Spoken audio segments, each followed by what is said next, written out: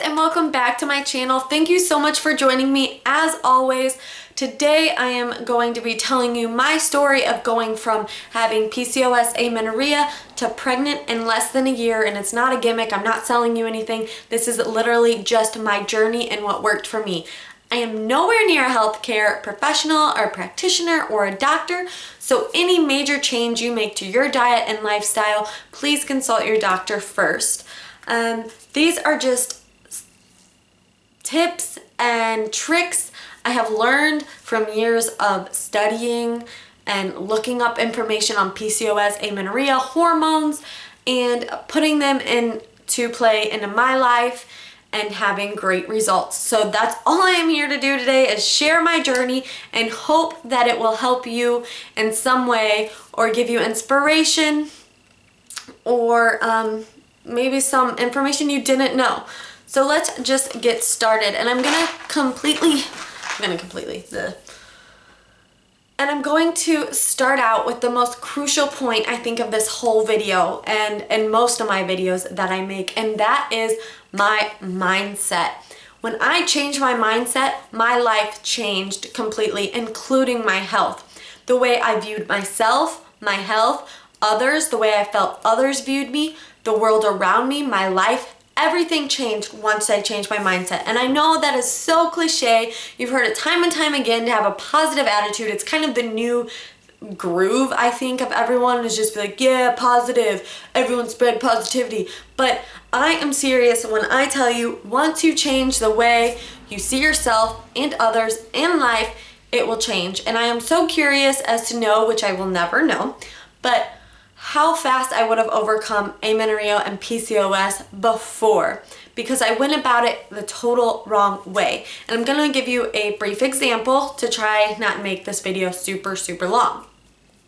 So when I was first diagnosed with PCOS years ago, and I have a video about my PCOS story and a lot of things I'm going to be mentioning here on my channel, so I'll list most of the important links below.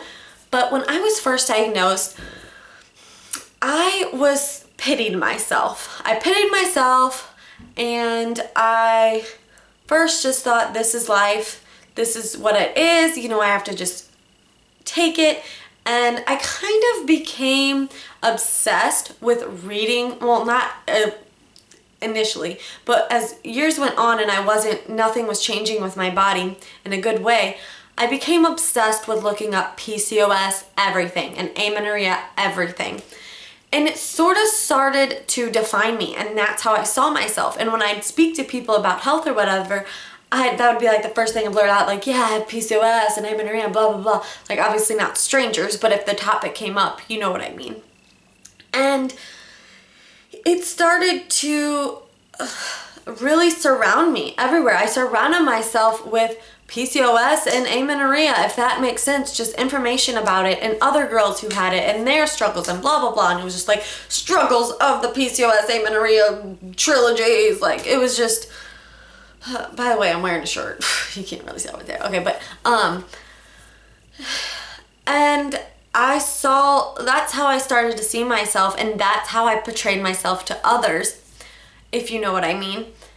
And not only that, but I thought, with how much I read and watched and listened to my doctor, that this is going to be super hard to overcome. I'm going to have to really beat the odds, and it's going to be super hard for me to change, to be able to do this. And that was my mindset going into my health journey, which is completely wrong, because what you think you become and what you think is your reality. So what I should have done was, instead of letting PCOS and amenorrhea define me, switch that shit up and define it.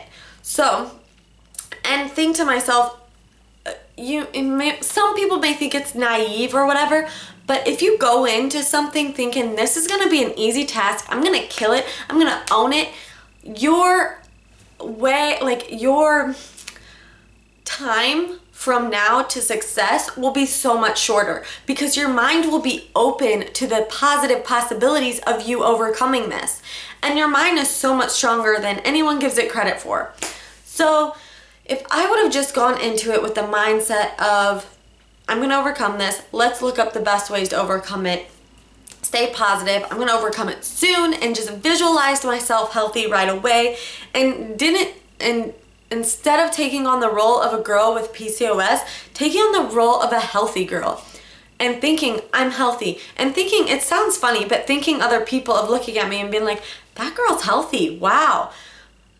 It would have changed the reality of things, and it would, well, I don't want to say that and have you people think, obviously you can't think your way out of it completely, but you can to an extent, and your mind plays a huge role. A really good book that demonstrates this is The Magic of Thinking Big. It's basically about business and success, but it goes into every aspect of your life. And the power of your mind is insane. So go into any situation in your life, whatever, positively, and think that you are strong, you are powerful, your body is a machine. You, as long as you feed yourself the correct nutrients, which will be easy. I can't stand when people go into a new diet like, this is gonna be hard, I know it's gonna be challenging and all this. Well, yeah, it's going to be, because that's your mindset going into it. Go into it thinking, this is gonna be fun, this is gonna be an easy transition, this is gonna be my new life, is eating healthy, being healthy, walking, and being a literally just health star everywhere you go. Tell yourself that. It sounds silly, but tell yourself you're fertile, believe it and own it, and really soak it in, because your mind will start searching for ways to make it be and make it a reality. And that's the key to overcoming amenorrhea and PCOS, in my opinion. If you change everything else and you don't change your mindset to where you know you can overcome it, I don't care what everyone else says, it's just gonna stay the way it is. So before I get into all the other physical changes I made, I wanna tell you the most important one was my mental one. So go into this with a positive attitude that you can overcome it, that you will, and it will be an easy, smooth transition, because you know why? You're a strong bitch. That's why. So now that we got that out of the way, let's move on to the actual physical changes I made to my body to help me overcome amenorrhea, PCOS, and become pregnant. Okay, so the first thing I did was change my diet. This was a process. It took me about 2 years to really change it all together, but I eventually went to a clean eating vegan lifestyle. I can go in depth and more if any of you are interested into my diet. I don't like to call it that because I don't feel restricted at all as far as most diets. But I changed to a clean eating diet with plentiful food. I never feel restricted. I eat as much as I want till I'm full. If I want a dessert, I make it a vegan healthy dessert. I just swap out ingredients to make it healthy. And for me, eating real food was the key. Some people ask, do you really think it was your vegan diet that helped you? And yes, I do feel like that's a big contributor, but it was just one factor in a whole pile of the formula. You get what I'm saying? So I can't say if you're gonna continue to eat meat, if it's gonna help. I don't know, because it didn't work for me.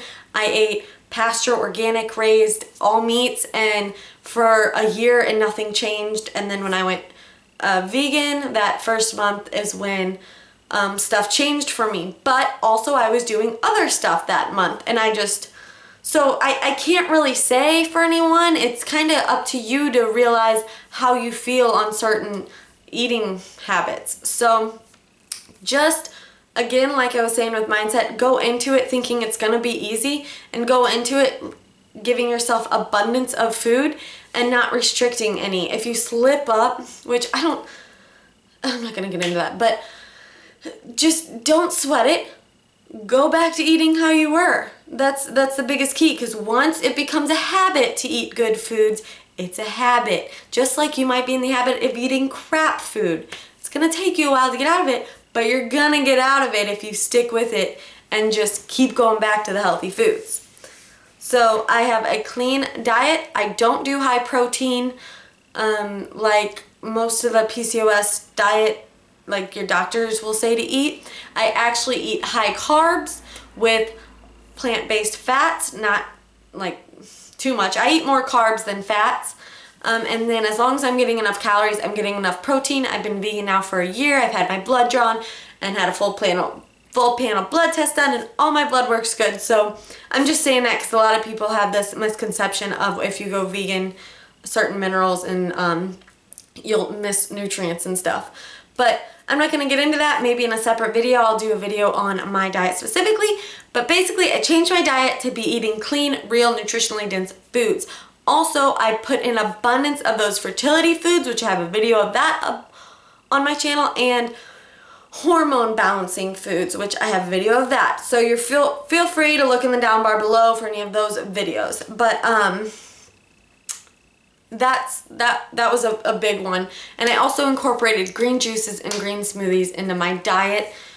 I'm not like, oh, I missed a juice or smoothie today, I'm blah blah blah. I never get like that. I just try to make it a daily thing to do.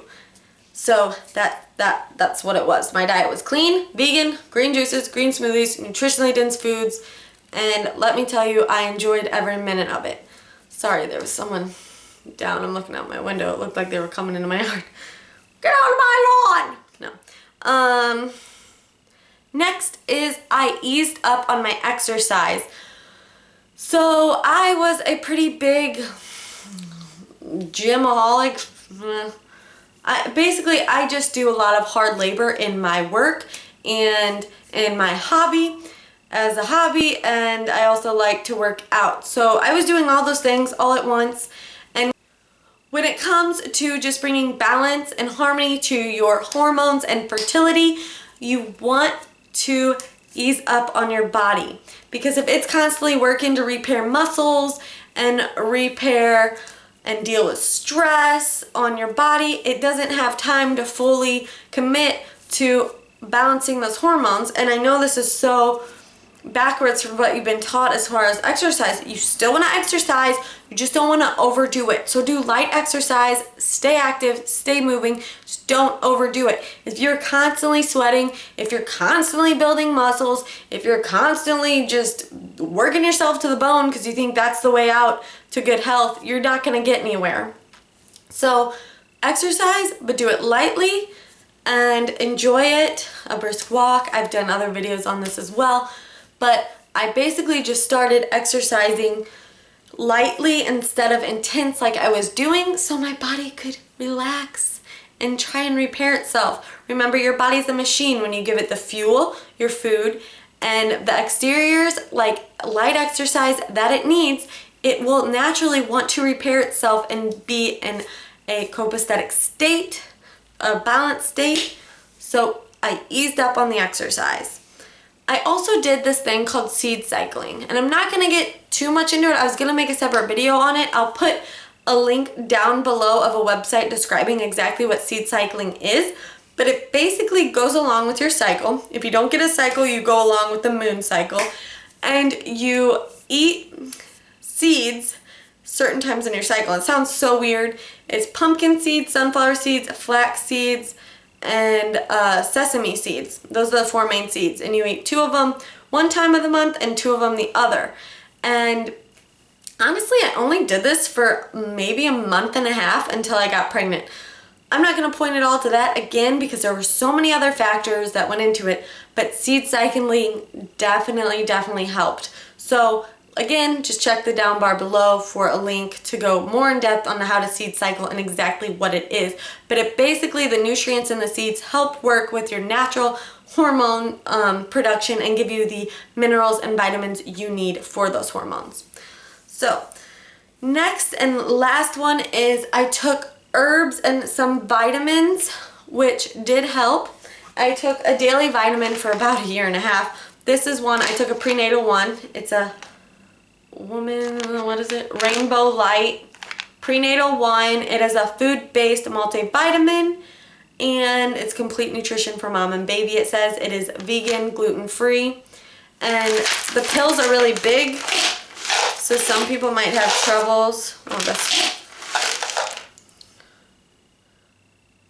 But I don't really have any trouble with swallowing pills. It's so weird. But they also have smaller ones you can take, like little ones. You just have to take more a day, whereas this one's just 1 a day. And the month I conceived. I haven't told you guys this, so I'm pretty excited. And I've seen these, and I'm not sponsored in any way, shape, or form. But I used this. I went to Fairhaven Health. Some of you may know what I'm talking about. It's a website just all about woman health, reproductive, and even some male reproductive, and they sell herbs. So I got their Ovaboost, which is designed to support egg quality, ovarian function, and promote a healthy ovulatory cycle. And this one says it's specifically, hold on. It's for women who are older or have PCOS. So I took this, and these pills are you swallow them. They too, I guess, are kind of big, but it's worth it. And you take 4 capsules daily. So I would take 2 in the morning and 2 at night of these. And then I didn't even finish the bottles. These are month supplies before I got pregnant. I am not saying take these and stick to whatever you're doing and you'll get pregnant, because I truly don't believe that. I feel like everything I listed in this video is what contributed to me overcoming amenorrhea and becoming pregnant. So I do feel like if you enact all this and you introduce these, you will have great success, but everyone's different. And I don't know like your health conditions or anything like that to know where you're at or how these would affect you. But the other one I used was a Fertilaid. They also have a Fertilaid for men to help with sperm, but my husband didn't take anything because I knew it was me. Obviously, if I had amenorrhea before and I was PCOS, But this one is the fertility formula, complex vitamin and antioxidant support, promotes female hormone balance and reproductive wellness. And this says take 3 capsules daily. So I think I would take 2 in the morning and 1 at night, or yeah, that's how I did it. And I took, same time I took these. Again, I want to say I took them for 3 weeks maybe before I found out I was pregnant, and then after you find out, you just don't take them anymore. So those were the herbs I used the month I got pregnant. And again, I've seen other people who say they go and do it and it didn't work, but I don't feel like there's a magic pill for anything as far as anything goes. So if you support your body and you add these, I just think they're an extra added bonus, and I truly, truly believe in them. But that was it. If you guys have any questions, please feel free to ask me. I hope this video wasn't too long. I hope I got into everything. But those were the main components. I also took a probiotic, and if it was wintertime, I'd take vitamin D. So just to give you, I should have done this in the beginning, but I didn't, but exactly how the timeline worked. November 2015 was my first period I'd had by myself in about 10 years. Before that, I was just on birth control or off of birth control, and nothing would happen unless I was on birth control, but that's not a real period. So November 2015, I got my first natural period after about a year and a half of no period at all. Then 6 months later, April, I had another period. And then 3 months after that, I had another period, and that is when, well, I didn't have a period. I ovulated again, and that is when I conceived. So in February, I went to my doctor and had everything checked out. My husband was out of town by then, and she said, girl, your ovaries and your uterus look good. When your husband gets home, you're free to start baby dancing. So basically from March to the end of July is when we were really trying. So that's March, April, May, June, July. So 5 months to conceive. With PCOS and having amenorrhea, I think that's freaking awesome. So you guys can do it too. If that's what your goal is, stick to it. Remember, stay positive. Seriously, visualize yourself pregnant if that's what you want to be. Visualize yourself fertile if that's what you want to be. If you want to be healthy, visualize yourself being healthy. You get it. I hope you guys are having an amazing day wherever you are, and I can't wait to see you guys in my next video. Peace out. Love you all. Bye.